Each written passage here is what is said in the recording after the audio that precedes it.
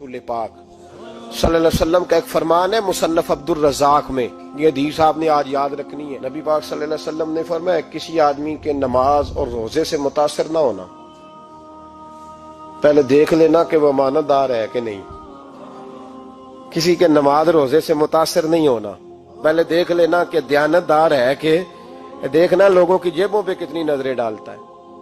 फरमाया बहुत सारे नमाज रोजे वाले धोखेबाजी करते हैं, दयानती न करें, अपने ओहदे का पास रखें, अपने मनसब का ख्याल रखें।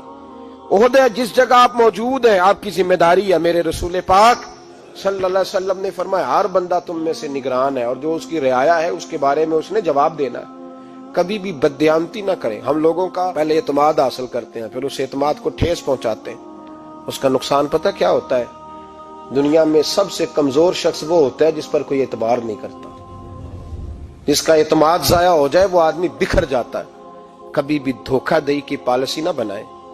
हम लोगों से मुफादात लेने के लिए अपने रवैये मीठे करते हैं और जब काम निकल जाता है फिर हमारे रवैये बदल जाते हैं। ये धोखा है, ये बददयानती है। इसको अल्लाह रसूल ने पसंद नहीं किया। मेरे नबी पाक अलैहिस्सलाम ने फरमाया जिसमें तीन बातें पाई जाए वो तो मुनाफिक है। अगरचे उलमा कहते हैं यहाँ मुनाफिक इत्कादी मुराद नहीं, मुनाफिक अमली मुराद है, लेकिन हुजूर ने फरमाया मुनाफिक है। या रसूलल्लाह कौन? फरमाया वो बंदा जब बात करे तो झूठ बोले, जब वादा करे तो मुखालफत करे, जब अमानत रखी जाए तो बददयानती करे। ये तो बंदा मुनाफिक है। हजरत अबू नूर अलैहिर्रहमान ने लिखा है, फरमाते हैं महमूद गजनवी का दौर था तो एक आदमी महमूद गजनवी के पास ना अपना केस लेके आया, मुद्दई बन के आया। उसने कहा बादशाह मेरा केस बड़ा निराला है। बादशाह सलामत ने कहा वो किस तरह? कहने लगा ये मेरे पास एक थैली है, मैं ना सफर पे जाने लगा तो ये थैली पूरी हीरों की भरी हुई। फलां इलाके के जो काजी साहब है ना, मैं जाती दफा मैं कहीं सफर पे जा रहा था तो मैं उनके पास छोड़ गया कि रास्ता लंबा है, कहीं कोई मुझसे छीन ना ले, हीरों की भरी हुई थी। कुछ दिनों के बाद मैं वापस आया हूं, काजी साहब ने मुझे थैली वापस की है तो इसमें हीरों की बजाय खोटे सिक्के निकले। अब मैंने काजी साहब से कहा है तो काजी साहब तो मेरे गिरेबान तक आते हैं, वो कहते हैं बता कहीं से फटी है, खुली है? वो जिस तरह टांके लगा के तूने सी थी उसी तरह लगे हुए हैं कि नहीं? तो हुजूर लगे भी बिल्कुल उसी तरह है, ना फटी है ना खुली है। अब मैं लुट गया हूं, मेरी कुल उम्र की कमाई जाया हो गई, खोटे सिक्के कहां और हीरे कहां? तो मेहरबानी करें और आप की बारगाह में अल्लाह रसूल के नाम पर हलफ देता हूं कि मैं हूं बिल्कुल सच्चा। महमूद गजनवी कहने लगे तू जा, थैली छोड़ जा और जब मैं तुझे बुलाऊंगा फिर दोबारा आना। वो शख्स चला गया। महमूद गजनवी उठे, दरबार बर्खास्त किया, लोगों से कहने लगे चले जाओ, मैं 3 दिन के लिए सैर करने जा रहा हूं, 3 दिन के बाद लौटूंगा। अकेले जब रह गए ना महमूद दरबार में तो महबूब ने छुरी मंगाई। वो जिस तख्त पे बैठते थे वहां गद्दा बिछा हुआ था, ये गद्दा पड़ा है ना, वो गद्दा बिछा हुआ। तो महमूद ने छुरी के साथ उसको फाड़ डाला और छुरी जेब में रखी, निकल गए। कहने लगे मेरे बाद कोई मेरे दरबार वाले इहाते में दाखिल ना हो। महमूद चले गए। अब वो सफाई करने वाला जब आया ना, उसने आके देखा तो गद्दा तो फटा हुआ है। उसने शोर डाल दिया, पहरेदार भी आ गए, फलां साहब भी आ गए, फलां साहब। उसने कहा ओ खुदा के बंदो उसका गद्दा फट गया है, वो तो मार डालेगा। उसने कहा था सिवाय सफाई और निगरानी वाले के दूसरा आए कोई ना, और यहाँ आया भी कोई नहीं। पहले दिन ही फटा हुआ है तो लटका देगा सबको, क्या करें? शोर हो गया, सारे दरबार के मुलाजिमीन इकट्ठे हो गए। एक बंदा बोला, कहने लगा फिक्र ना करो, मैं कैसे बंदे को जानता हूं, इस तरह सिएगा कि जिसने फाड़ा होगा उसे भी पता नहीं चलेगा कहां से फटा था। ऐसा बेहतरीन रफू करेगा कि पता भी। उसने कहा यार हम सारे एक महीने की तनख्वाह देते हैं, तू बंदा बुला। वो बुला लिया उसको, उसका नाम मोहम्मद रफूगर था। वो आया, उसको गद्दा दिखाया, उसका यार इस तरह सीना पता ना चले। उसने कहा फिक्र ही ना करो, मैं बड़ा कारीगर हूं। बड़े बड़े कारीगर लोग नहीं हमारे मुल्क में पाए जाते, कोई निशान छोड़ते हैं पीछे? बड़े कारीगर का पैसे होने चाहिए, बड़े बड़े कारीगर बंदे। आप यकीन करें ऐसा ऐसा फलसफा, ये उम्रा इबादत है ना, सरकार दो आलम सल्लल्लाहु अलैहि वसल्लम की बारगाह की हाजिरी बड़ी नेमत है ना। तो सऊदी गवर्नमेंट ने पाबंदी लगा दी, खैर उनकी भी ज्यादती है। इस तरह की पाबंदियां शरीयत इस्लामिया में जायज नहीं। अल्लाह के घर मुसलमान जब चाहे जा सकता है, लेकिन वो कहते हैं जी 2000 रियाल दे जिसने 2 साल बाद भी आना है। उन्होंने पाबंदी लगाई तो हमारे एजेंटों ने भी कई खास ट्रेनिंग हासिल की हुई है, पता नहीं कहां से सीख के आए, उन्होंने भी रास्ता निकाल लिया।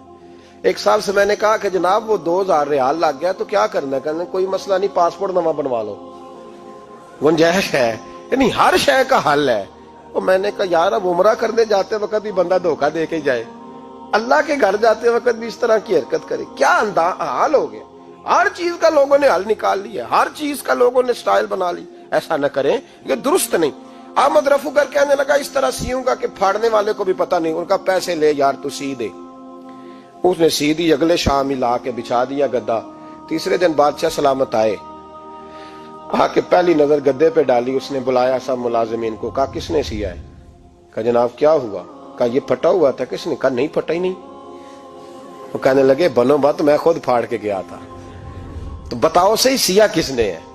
کہا جناب آپ پھاڑ کے گئے تھے تو بتایا کیوں نہیں؟ فرمانے لگے اسی لیے تو بتایا نہیں تھا کہ تم خود تحقیق کر لو، بلاؤ بتاؤ سیا کس نے۔ تو بلا لیا، احمد رفو گر آ گیا۔ اس کو جب بلا کے سامنے بادشاہ کھڑا کیا، کہا بھئی تم نے سیا ہے؟ کہنے لگا حضور آپ کے سارے ملازم کٹھے ہو کے آئے تھے، میری غلطی کوئی نہیں۔ کہا نہیں یار تو بڑا کاریگر ہے، میں نے اپنے ہاتھ سے پھاڑا تھا پر مجھے بھی نہیں پتا چل رہا کہاں سے پھٹا تھا۔ اچھا یہ بتا یہ تھیلی جو ہے یہ بھی تو نے سی تھی؟ اس نے کہا جی آپ کے خادم کا ہی کارنامہ ہے، وہ فلانے علاقے کے قاضی صاحب آئے تھے، اس میں سے ہیرے نکال کے تو کھوٹے سکے بھرے تھے، تو مجھے بھی تھوڑا سا حصہ ملا تھا۔ محمود نے سارے گواہ بھی اکٹھے کر لیے، ثبوت بھی اکٹھے کر لیے۔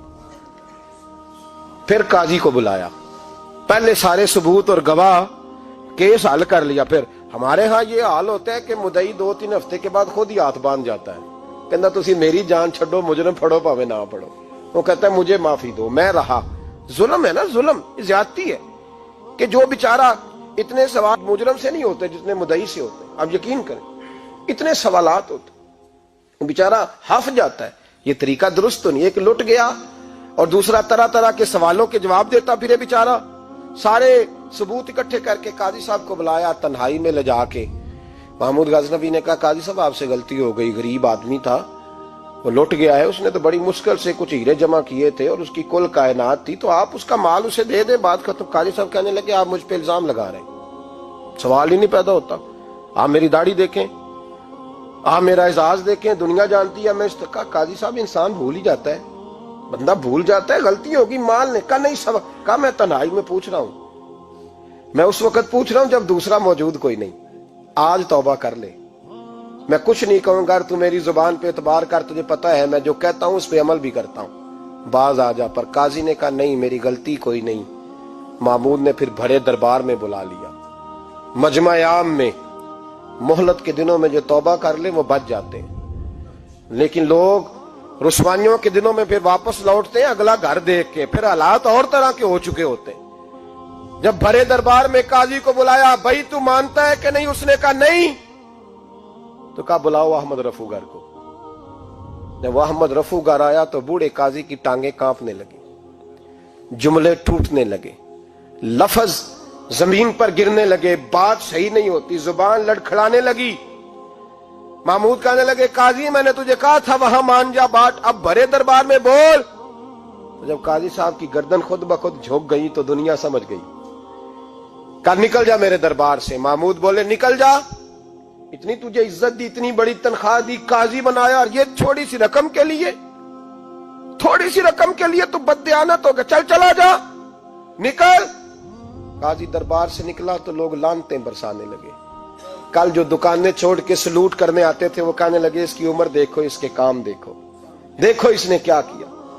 گھر گیا، بچے جن کے لیے پاپ کمایا تھا، جنہاں لی تو پاپ کمائے ہن کتھے نہیں ہو تیرے گھر دے، وہ بچے کہنے لگے ابا جی ہم تو سکول مدرسہ جانے کے قابل نہیں رہے، امید تھی کہ بیوی ساتھ دے گی۔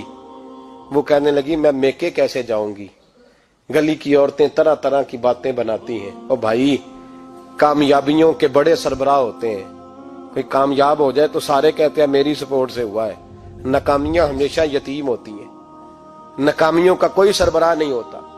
جب تک تو قاضی تھا تو بڑے بات تھی، ہر بندہ کہتا تھا رشتہ دار ہے، رسوائی ہو گئی تو وہ تیری آنکھ ہو یا سنگ ملامت کی چبھن، کون پہنچا ہے میرے درد کی گہرائی تک، دور شہرت میں تو یاروں نے کیا یاد بہت، ساتھ آیا نہ کوئی کوچے رسوائی تک۔ اور میاں صاحب کہنے لگے ساری عمر ہی آٹا گد ہے، میں لکھاں کیتے نہیں پیڑے، اب وقت آیا ہی تے محمد بخشا کوئی نہیں ہوں بیٹھا نیڑے، حالات ہی بدل گئے۔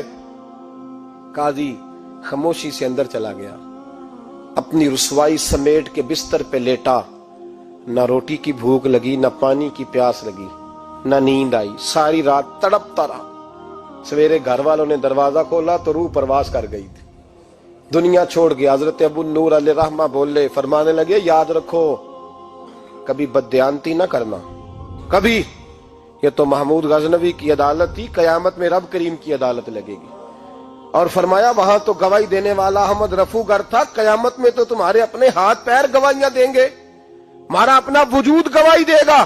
اور فرمایا یہاں تو لانتے دنیا دار برساتے تھے، وہاں فرشتے ہوں گے۔